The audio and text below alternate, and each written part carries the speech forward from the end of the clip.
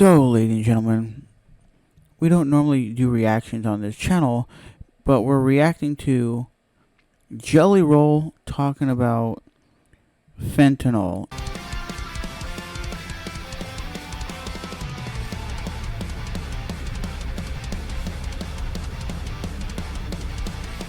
where he was talking about we need to get fentanyl off the streets because it's killing kids, it's killing people, it's taking people that are hardcore drug addicts or just regular people who want to smoke marijuana or whatever, and people are lacing these things with it and people are dying. And yes, there's medical reasons people use fentanyl in the health industry, but when you are serving it to people in a dosage that could kill them like that, they're putting it in cocaine and other weird substances that people are like, I'm just going to get a cocaine bump, or I'm just going to get some weed from my drug dealer friend from up the road, and then this happens, and they die, and you go, all he did was smoke weed, but they're lacing this stuff with stuff. So we're going to get into what it is. We're going to get into what it is today. Forgive me, I'm a little nervous. And sorry, this is a TikTok video, so that's why it's not full screen. I'm used to having a rock and roll band behind me when I have a microphone in front of me. During the time that I've been given to share my testimony here, I think it's important to note before I start that in these 5 minutes I'll be speaking that somebody in the United States will die of a drug overdose, and it is almost a 72% chance that during those 5 minutes it will be fentanyl related. Having started that way, Chairman Brown, Ranking Member Scott, and esteemed committee members, thank you for having me. I know this is a bit of a curveball, but I like a little baseball myself. My name is Jason D. Ford, but to most I am known as Jelly Roll. It is important to establish earlier that I am a musician and that I have no political alliance. I am neither Democrat nor Republican. In fact, because of my past, my right to vote has been restricted. Thus far, I have never paid attention to a political race in my life. Ironically, I think that makes me the perfect person to speak about this because fentanyl transcends partisanship and ideology, gentlemen and women. This is a totally different problem. And I was speaking outside to the media, and I gave them a statistic that said 190 people a day overdose and die every single day in the United States of America. That is about a 737 plane. That's what about a 737 aircraft can carry. Could you imagine the national media attention it would get if they were reporting that a plane was crashing every single day and killing 190 people? See, that's the problem. No one's talking about this. Nobody on the media, nobody in the news, nobody saying, hey, there's an issue and we need to talk about it. Because, like, opioids and this kind of stuff, it's not headline news. But if they were saying, like, a Greyhound bus every day was crashing and people were dying left and right, people would go, oh my God, that's crazy. He's not wrong. But the news talks about, oh, the war, or they talk about other things that's not important, and this is an important thing to talk about when the young youth are the ones out there smoking and doing things and they die. 190 something people die every day. If that's true, that's a lot of people. But because it's 190 drug addicts, we don't feel that way.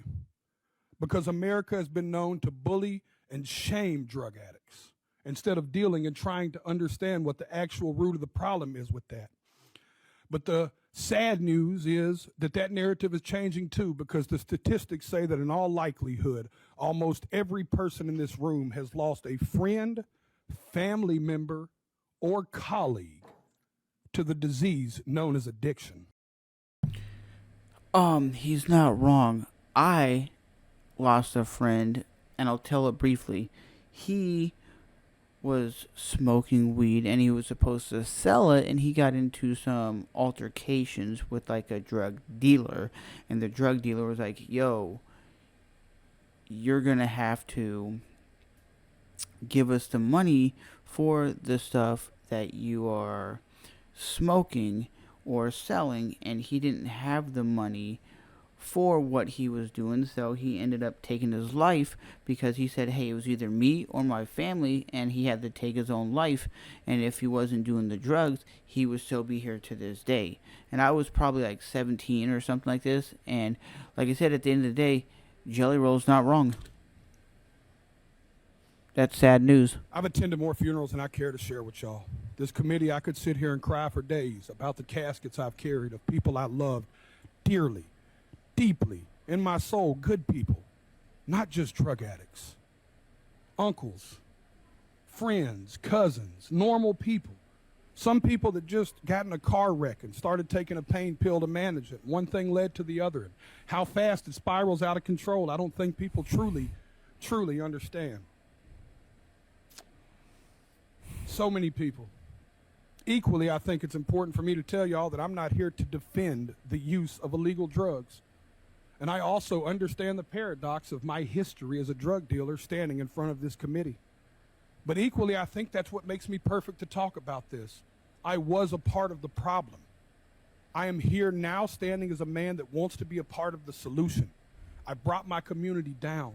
I hurt people. I was the uneducated man in the kitchen playing chemist with drugs I knew absolutely nothing about, just like these drug dealers are doing right now when they're mixing every drug on the market with fentanyl, and they're killing the people we love.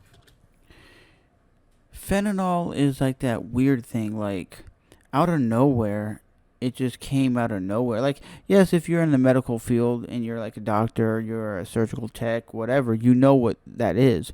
But for the average person doesn't know about fentanyl. The average person can't tell if their weed or their cocaine or whatever they're taking is laced with it. That's why they say if you're gonna smoke, get it from the medical marijuana place, because that's the only safest place you can actually get it nowadays, because you don't know if the neighbor up the street that actually has it is getting it from somebody that's lacing it, and then you take one puff and you're gone. Because the problem with like street fentanyl, they're giving you way too high of dosage that just turns your lights off.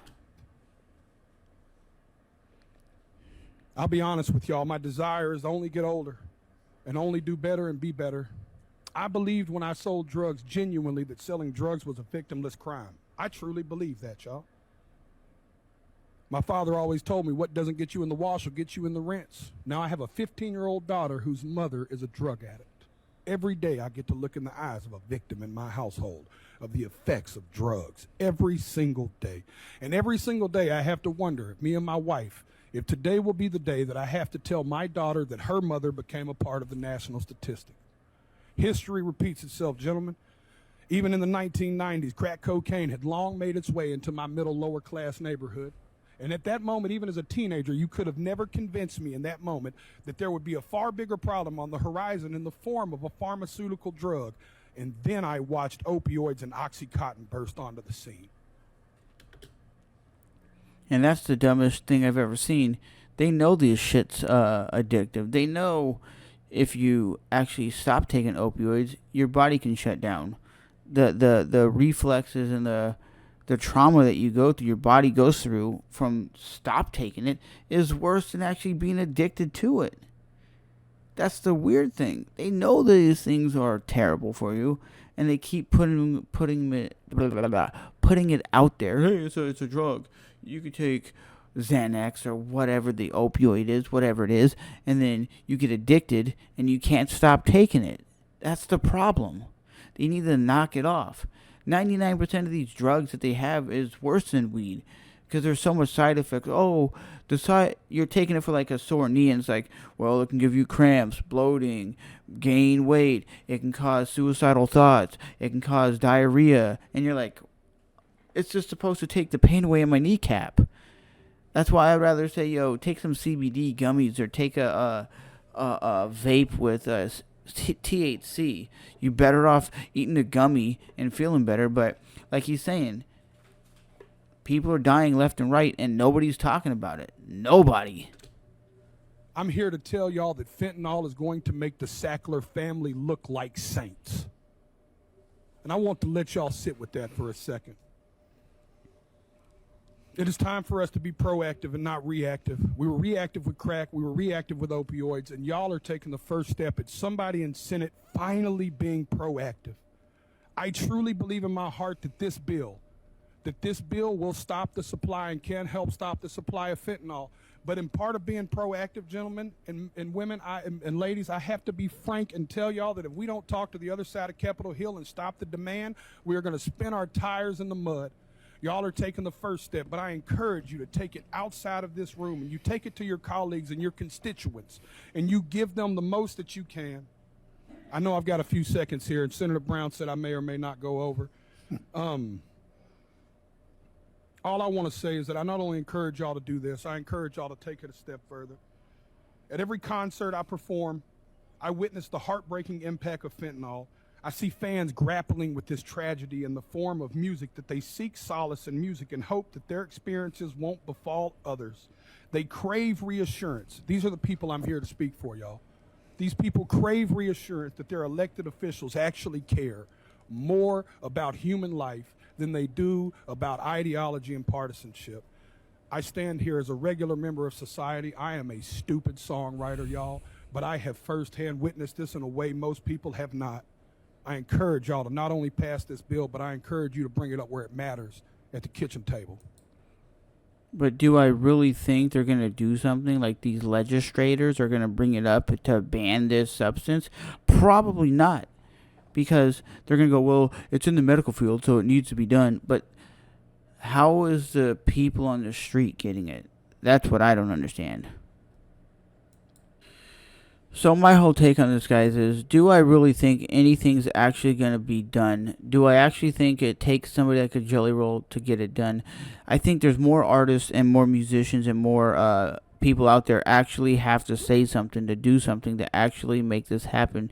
Because a lot of people just look at Jelly Roll and, oh, we don't know who he is.